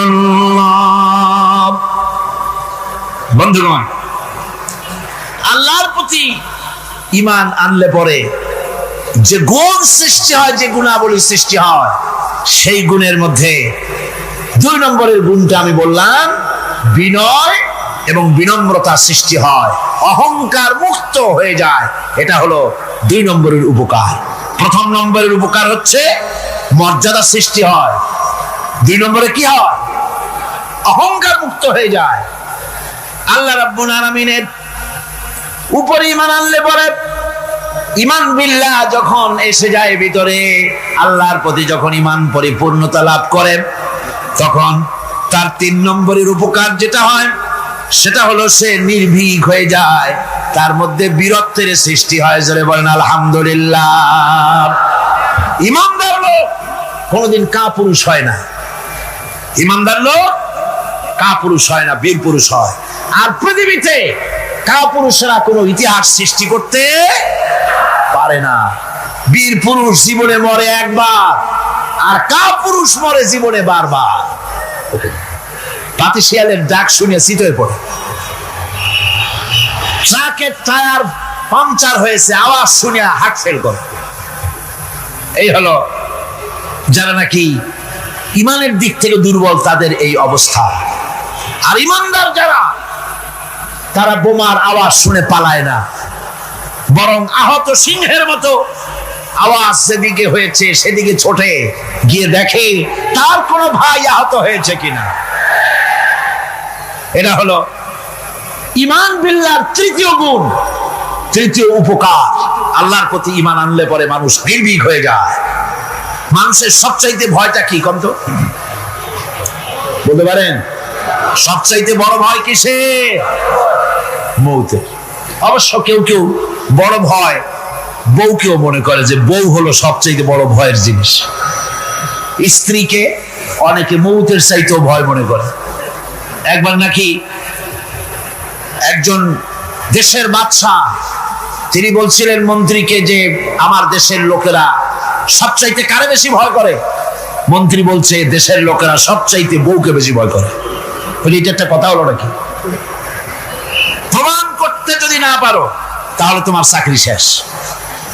প্রধানমন্ত্রী তো মুসিবতে পড়ে গেছে। তারপরে সমস্ত লোক দেখেছে, সমস্ত শহরবাসীকে দেখে তারপরে বলছে তোমরা যারা বউকে ভয় করো না তারা সব এদিকে আসো, আর যারা বউকে ভয় করো তারা এ পাশে থাকো। এখন যারা ভয় করে তারা সব একদিকে চলে আসছে।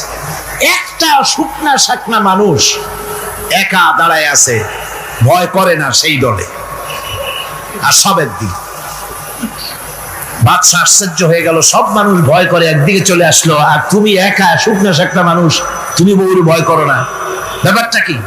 কয় যে না, বউকে ভয় করি কিনা তা জানি না, আমি আসার সময় আমার বউ বলে দিয়েছে সব লোক যেদিকে যাবে সেদিকে যাবে না, একা দাঁড়ায় থাকবে একদিকে।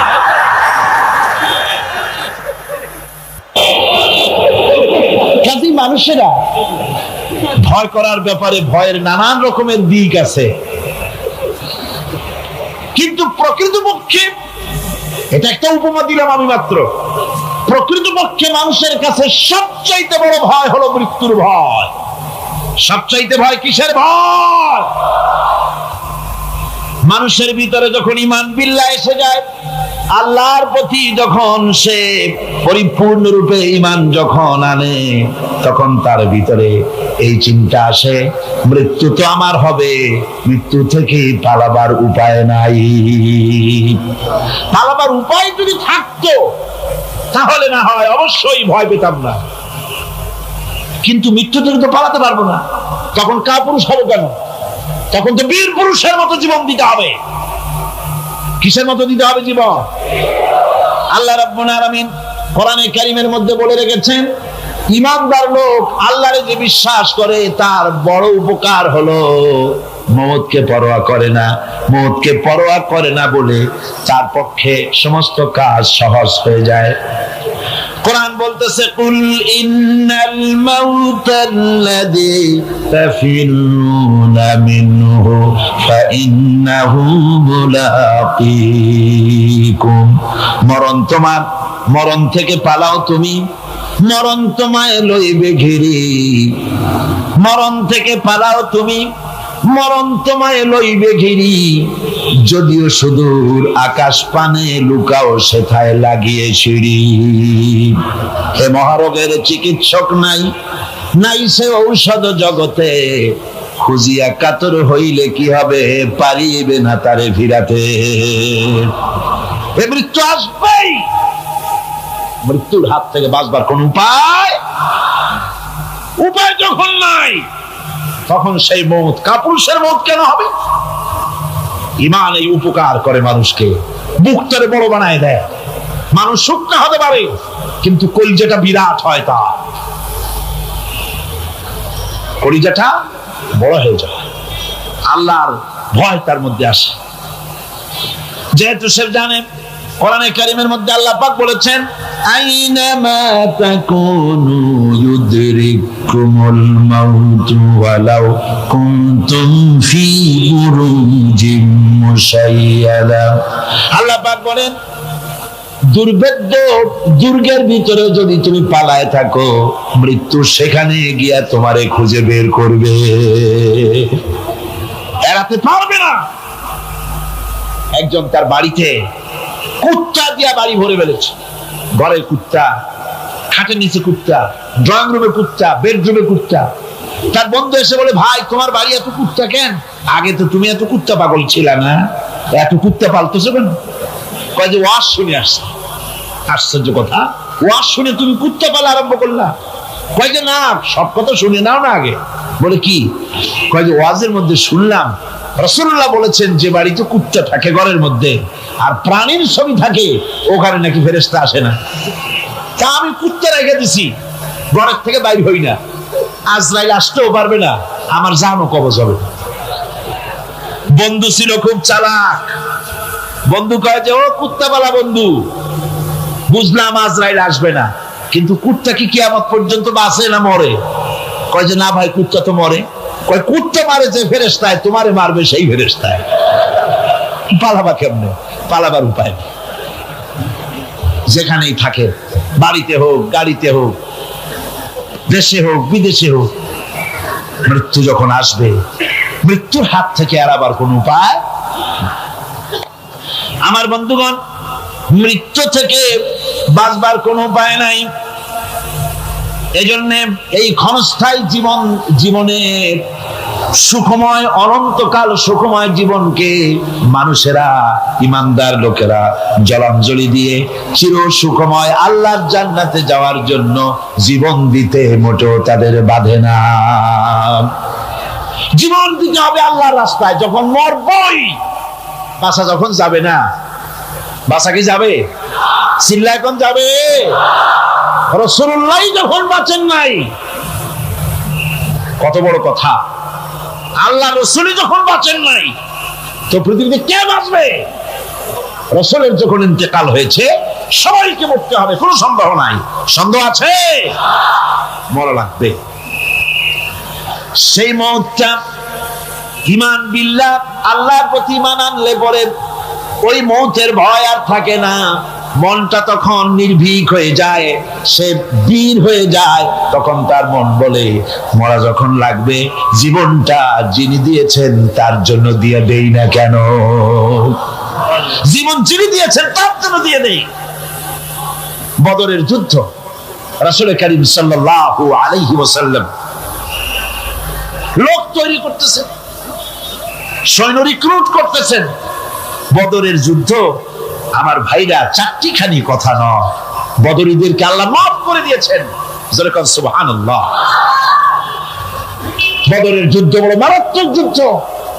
এই জিহাদ হবে, বাপ তরবারি ধরবে ছেলের বিরুদ্ধে, মক্কা থেকে ছেলে আসছে কাফের। ছেলে তরবারি ধরবে বাপের বিরুদ্ধে, মামু ধরবে ভাগ্নের বিরুদ্ধে, ভাই ধরবে ভাইয়ের বিরুদ্ধে। এটা কি আপনি সোজা মনে করেন? কর সোজা মনে করেন? আমার বন্ধুগণ, বদরের যুদ্ধ শেষ হয়ে যাওয়ার পর হযরতে আবু বকর সিদ্দিক রাদিয়াল্লাহু তাআলা আনহুর সঙ্গে ছেলে আব্দুল্লাহর দেখা হয়ে গেল। ছেলে তখনও কাফের। ছেলে বলে, বাবাজি, আমার আব্বা আবু বকর বদরের প্রান্তরে আমি আমার তরবারির সামনে আপনাকে কয়েকবার পেয়েছিলাম, কিন্তু আপনি আমার পিতা বলে আমি কিছুই করতে পারি নাই। হযরত আবু বকর বলেন, আব্দুল্লাহ রে শোনো, আল্লাহর কসম করে বলি, তুমি তো আমার তরবারির সামনে পেয়ে ছেড়ে দিয়েছো, কিন্তু আমি আমার বাবুদের কসম করে বলি, বদরের মাঠে একটি বারও যদি আবু বকরের চোখের সামনে তুমি পড়ে যেতে, আল্লাহর কসম আমার তরবারি তোমারে মাফ করে দিত না। তুমি কাফের, আমি মুসলমান। তোমার সাথে আমার সম্পর্ক পিতা পুত্রের স্নেহের সম্পর্ক হতে পারে তখন যখন আদর্শের প্রশ্ন হবে, নইলে তুমি কাফের, আমি মুমিন। পিতা হিসাবে স্নেহ তোমার যেটা পাওয়া দরকার আমার কাছে, সেই স্নেহ থেকে তুমি বঞ্চিত থাকবে। এই যুদ্ধে সৈন্যদেরকে রিক্রুট করা সোজা ব্যাপার ছিল না। রাসূল সাল্লাল্লাহু আলাইহি ওয়াসাল্লাম সাহাবীদেরকে তৈরি করতেছেন জিহাদের জন্য। কিভাবে কথাটা পারবেন, হুজুর কথা গোছায় বলতেছেন। হযরত বর্ষিয়ান সাহাবী হযরত মিকদাদ রাদিয়াল্লাহু তাআলা আনহু হুজুরের অবস্থা বুঝতে পারতেছেন। হযরত মিকদাদ দাঁড়িয়ে গেলেন হুজুরকে সাহস দেওয়ার জন্য। হযরত মিকদাদ দাঁড়িয়ে গিয়ে বলছেন, ইমদি বিনা ইয়া রাসূলুল্লাহ হাইসুমা তাশা, আয় হাইসুমা আমারাকাল্লাহ। হে রাসূল, আপনি আমাদের নিয়ে চলুন যেদিকে আপনার খুশি, অর্থাৎ আল্লাহ আপনাকে আমাদেরকে নিয়ে যেদিকে যেতে বলেন সেদিকে নিয়ে যান। ইন্না লা নাকুলু লাকা কামা ক্বালা বনি ইসরাঈল লিমূসা আলাইহিস সালাম, ইযহাব আনতা ওয়া রাব্বুকা ফাকাতিলা ইন্না হাহুনা কাঈদুন। আমরা মুসা আলাইহিস সালামের উম্মত না। সুবহানাল্লাহ। হুজুর কি খুশি হচ্ছেন এই বক্তৃতা শুনিয়া, মিকদাদের বক্তৃতা শুনে হুজুর কি খুশি হচ্ছেন। হযরত মিকদাদ বলছেন, হুজুর আমরা মুসা আলাইহিস সালামের উম্মত না। মুসা আলাইহিস সালামের উম্মতেরা বলেছিলেন, হে মুসা, তুমি আর আল্লাহ আর জিবরাইল এই তিনজনই গিয়ে ফেরাউনের মোকাবেলা করো, আমরা পারবো না। আমরা এই কথা বলবো না। বল ইযহাব আনতা ওয়া রাব্বুকা ফাকাতিলা ইন্না মাআকুমা মুকাতিলুন। হে রাসূল, বরং আমরা বলি আপনি চলুন আমাদেরকে নিয়ে, আপনার রব আপনাকে যেদিকে যেতে বলে আমাদেরকে নিয়ে চলুন, আমরা আপনার সাথে থেকে কাফেরদের বিরুদ্ধে লড়াই করব, তরবারি চালাবো ততক্ষণ পর্যন্ত, মা দামাত আইনুম মিন্না তাতাররাফ, যতক্ষণ পর্যন্ত থামো, যতক্ষণ পর্যন্ত চোখের একটা পাতাও নড়ে, যতক্ষণ পর্যন্ত চোখের একটা পলক পড়ে, ততক্ষণ পর্যন্ত যুদ্ধ চালাতে থাকবো। অর্থাৎ নাক দেয়া নিঃশ্বাস যতক্ষণ আসে আর যায়, আপনার সপক্ষে তরবারিগুলি ঝলসে উঠবে। চলেন আমাদেরকে নিয়ে যেদিকে আপনি যেতে চান। রাসূলুল্লাহ কি যে খুশি হলেন, সুবহানাল্লাহ। আল্লাহর নবী দারুণ খুশি হয়ে গেলেন। নবীজি বললেন, ও সাহাবীরা, তোমাদের মন মানসিকতা যখন এই রকম, তাহলে কুমু বিনা ইলা জান্নাতিন, জান্নাতুন আরদুহা কাস সামাওয়াতি ওয়াল আরদ। কুমু বিনা ইলা জান্নাতিন, ওঠো, চলো আমার সাথে সেই বেহেশতের দিকে, যেই বেহেশতটা ওই বিশাল আকাশের চাইতে, এই জমিনের চাইতে অনেক অনেক বড়। সেই বেহেশতে যাওয়ার জন্য চলো আমার সাথে, ওঠো, দাঁড়াও। ফাকামা উমাইর বিন হামাম ওয়া কানা ইয়াকুলু তামার। হযরত উমাইর ছিলেন এক যুবক। দেখেন না, এই যে যুবকরা দাঁড়ায় আছে অনেক, এইরকম একজন যুবক দাঁড়িয়ে খরমা খাচ্ছিলেন। যুবকরা যেমন দাঁড়ায় দাঁড়ায় বাদাম খায়, ছোলা ফলায় দেয়, ওইরকম দাঁড়িয়ে দাঁড়িয়ে তিনি খোরমা চাবাচ্ছিলেন আর খোরমার বিচিগুলি ফালাই দিচ্ছিলেন। তিনি বললেন অকালা বাখবাখ। উমায়ের বলছেন বাখবাখ হলো আঞ্চলিক শব্দ, এর অর্থ হচ্ছে আয় মা আযমাহু ওয়া মা আহসানাহু। হে রাসূল, কি সুন্দর কথা আপনি বললেন, কি বড় কথা আপনি বললেন। আপনার সঙ্গে জিহাদে গেলে, শহীদ হলে এমন জান্নাত পাবো যে জান্নাতটা হবে ওই আকাশের চাইতে অনেক বড়। ওয়াল্লাহি, আল্লাহর কসম, হাত্তা আকুলাহুন্না ইন্নাহা লাহায়াতান তাবিলা। আমি যদি এই সমস্ত খোরমাগুলি খেতে যাই, তাহলে আমার হাতে যতগুলি খোরমা আছে এই সবগুলি খোরমা যদি খেতে যাই তাহলে তো বেহেশতে যেতে দেরি হয়ে যাবে। হাতের সবগুলি খোরমা নিক্ষেপ করে ফেলে দিয়ে জিহাদের ময়দানে ঝাঁপায় পড়ল। আমার বন্ধুগণ, জিহাদের ময়দানে ঝাঁপায় পড়ে হযরতে ওমর লড়তে লড়তে নিজে ওমর হযরতে ওমরের শাহাদাত বরণ করলেন, তিনি শহীদ হয়ে গেলেন। জিহাদের শেষে যখন শুহাদায়ে বদর, যখন জানাজা হবে, একজন সাহাবী দেখিয়ে দিলেন, হুজুর এই হলো সেই ওমায়ের যিনি জান্নাতের খোঁজ খবর শুনে হাতের খোরমাগুলি খাওয়ার সময় পায় নাই। খোরমাগুলি সব খাইতে গেলে জান্নাতে যেতে দেরি হয়ে যাবে, এই জন্য খোরমা ফেলে দিয়ে জিহাদে অংশগ্রহণ করেছিল। এই হলো সেই উমায়ের লাশ। আল্লাহর নবী হযরত উমায়ের দিকে আঙ্গুল দিয়া বললেন, উমায়ের, যেই জান্নাতের জন্য খোরমা খাওয়ার তর তোমার সয় নাই, তাড়াতাড়ি করে এসে শহীদ হয়েছো।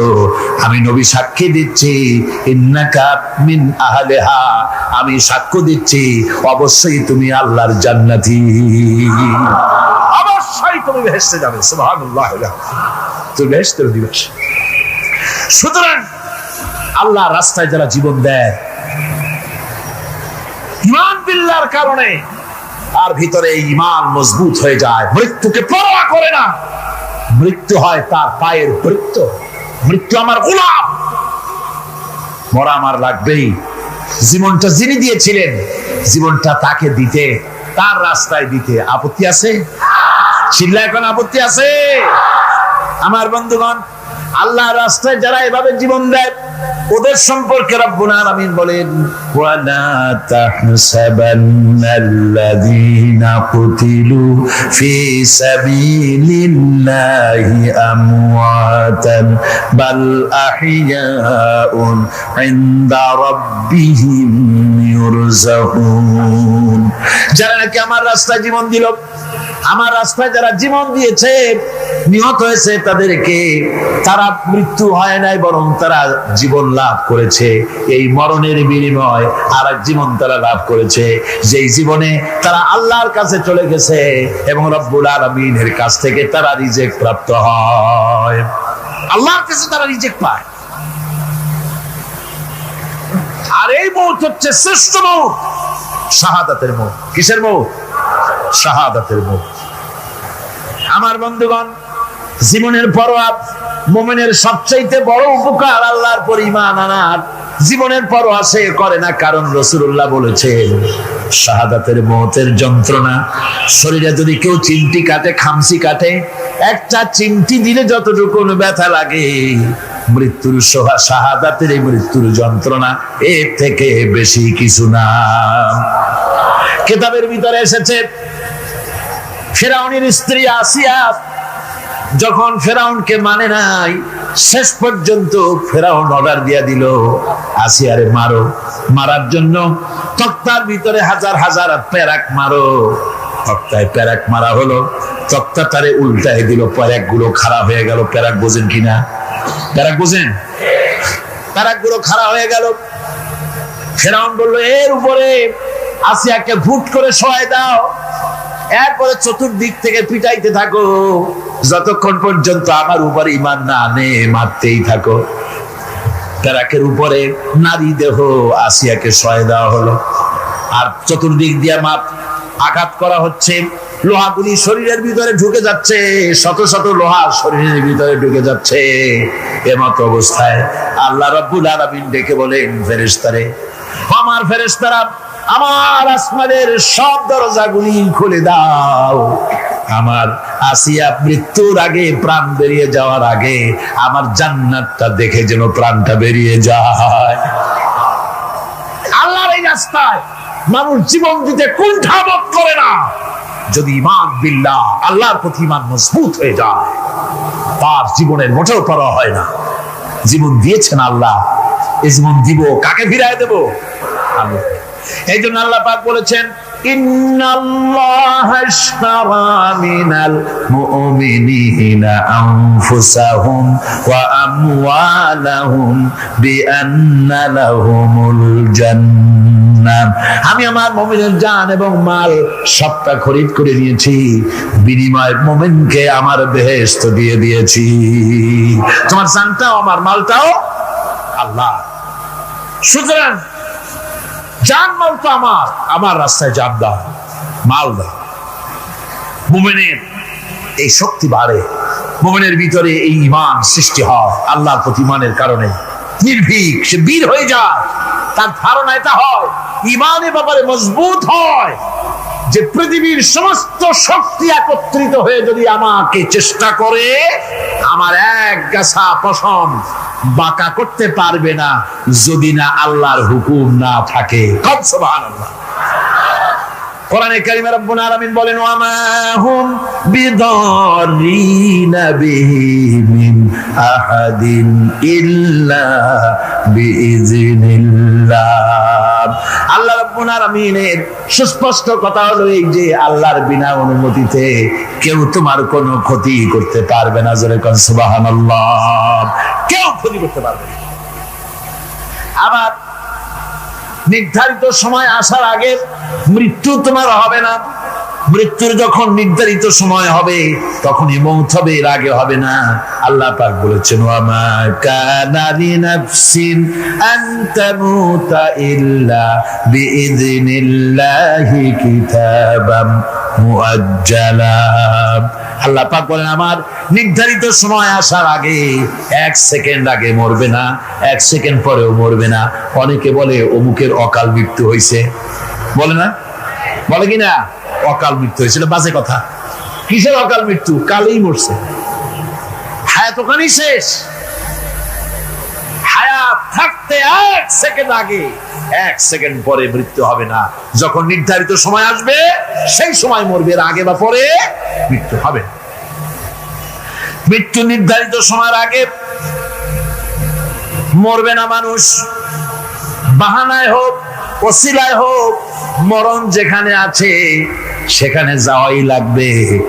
এই জন্যে কবি বলছেন, দো চিজ আজ দো চিজ কাসাদ জোরে জোর একে আবেদানা দিগার খাকে গোর। দুটি জিনিস মানুষকে টানে, একটা হলো খাদ্য আর একটা হলো মৃত্যু। খাবার যেখানে আছে সেখানে যেতেই হবে, আর মৃত্যু যেখানে আছে সেখানেও যেতে হবে। কোরআনে কারীমে রব্বুল আলামিন বলেন, কুল লাউ কুনতুম ফি বুয়ুতিকুম লাবারাযাল্লাযীনা কুতিবা আলাইহিমুল কাতলু ইলা মাদাজিহিম। আল্লাহ পাক বলেন, হে নবী তুমি বলে দাও, তুমি শোনায় দাও, যাদের ভাগ্যে নিহত হওয়া আছে তারা যদি তাদের বিছানায় শুয়েও থাকে, প্রকোষ্ঠের ভিতরে থাকে, মৃত্যু সেখানে গিয়ে হাজির হবে, ওখানেই মৃত্যু হয়ে যাবে। মৃত্যুর সময় আসতে পরে মানুষকে মোটেই সময় দেওয়া হবে না। সময় যখন আসবে সময় মতো তাকে বিদায় নিতে হবে। সুতরাং ঈমান, আল্লাহর প্রতি ঈমান আনলে পরে মানুষের ভিতরে নির্ভীকতার সৃষ্টি হয়। সে কাউকে পরোয়া করে না আল্লাহ ছাড়া। চিল্লায় কর সুবহানাল্লাহ। আরো জোরে বলেন সুবহানাল্লাহ। সাহস, বুক ভরা সাহস তার মধ্যে আসবে। এরপরে আল্লাহর প্রতি ঈমান আনার জন্য, ঈমান আনলে পরে আরেকটি উপকার মানুষের হয়, এটা হলো 4 নম্বর উপকার। এটা কয় নম্বর? 4 নম্বরের উপকার হলো আল্লাহর প্রতি মানসিক প্রশান্তি আসে।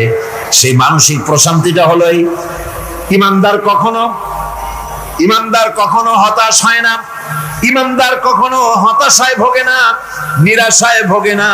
যেহেতু কোরআন শরীফের ভিতরে আল্লাহ পাক বলেছেন আল্লাহর রহমত থেকে কেবল কাফেররা ছাড়া আর কেউ নিরাশ হয় না। আল্লাহর রহমত থেকে নিরাশ হয় কারা? যেরকম কারা নিরাশ হয়? আর কেউ আল্লাহর রহমত থেকে নিরাশ হয় না। সুতরাং আল্লাহর প্রতি এই আশা, ভরসা, আল্লাহর প্রতি এ ধরনের একটি প্রশান্তি মনের মধ্যে থাকে, সে হতাশ হয় না। কারণ আল্লাহর প্রতি ঈমান আশায় তার বুক বেঁধে দেয়। আল্লাহ পাক কোরআনে কারীমের মধ্যে বলেছেন আল্লাযী খালাকানি ফাহুয়া ইয়াহদিন। আল্লাহ ইব্রাহিম আলাইহিস সালামের মুখ দিয়ে কথা বলেছেন। আল্লাহ হচ্ছেন তিনি যিনি আমাকে সৃষ্টি করেছেন আর আমার হেদায়েতের রাস্তাও তিনি দেখিয়ে দিয়েছেন। ওয়াল্লাযী হুয়া ইউতঈমুনি ওয়া ইয়াসকিন। আর আমি যখন ক্ষুধার্ত হই তিনি আমারে খাওয়ান, আর আমি যখন তৃষ্ণার্ত হই তিনি আমারে পান করান। কে খাওয়ান?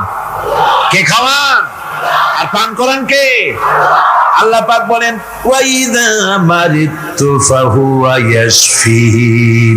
ইব্রাহিম আলাইহিস সালামকে দিয়ে আল্লাহ এই কথাও বলালেন আমি যখন অসুস্থ হই আমারে রোগ মুক্ত কে করে দেয়? বলেন না কে করে দেয়? আল্লাহ রাব্বুল আলামিন রোগ মুক্ত করে দেন। হযরত আইয়ুব আলাইহিস সালামের ঘটনা কোরআনে কারীমের মধ্যে আল্লাহ রাব্বুল আলামিন উঠায় দিয়েছেন, বলে দিয়েছেন যাতে করে মুমিনেরা মনের মধ্যে আল্লাহর প্রতি আশা ভরসা আনতে পারে।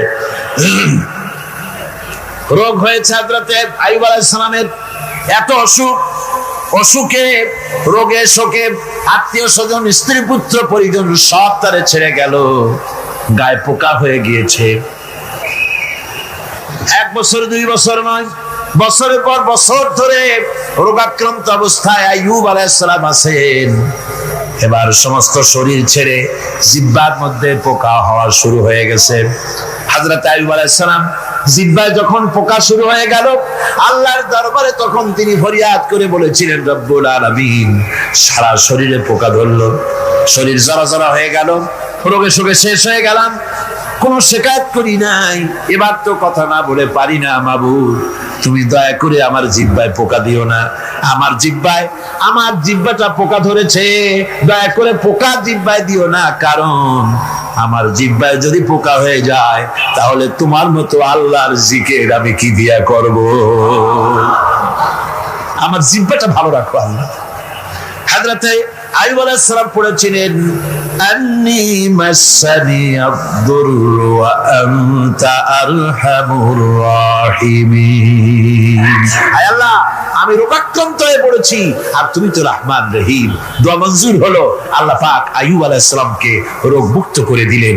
রোগ হলে পরে কে সেরে দেয়? কে সেরে দেয়? আল্লাহর প্রতি এই আশা, এই ভরসা, এই চিন্তা থাকতে হবে। আল্লাহ পাক বলেন যখন আইয়ুব আমার কাছে দোয়া করলো আমিও জবাব দিয়া দিলাম, কোন সুবহানাল্লাহ। আল্লাহ পাক বলেন ফাকাশাফনা মা বিহি মিন দুররি ওয়া আতাইনাহু আহলাহু ওয়া মিসলাহুম মাআহুম রাহমাতাম মিন ইনদিনা।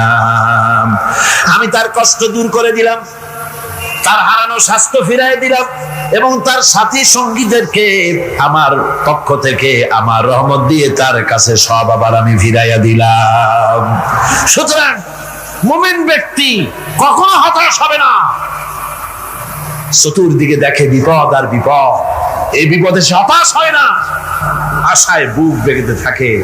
নিরাশার আধারে তুমি হে আশার নূর, যেখানে বেরোবার কোন পথ নাই সেখান থেকে পথ বের করে দেয় কে?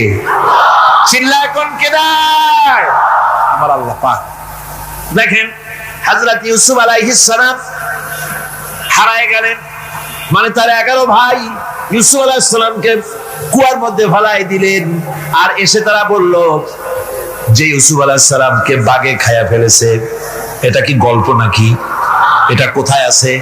কোরআন শরীফের মধ্যে আছে।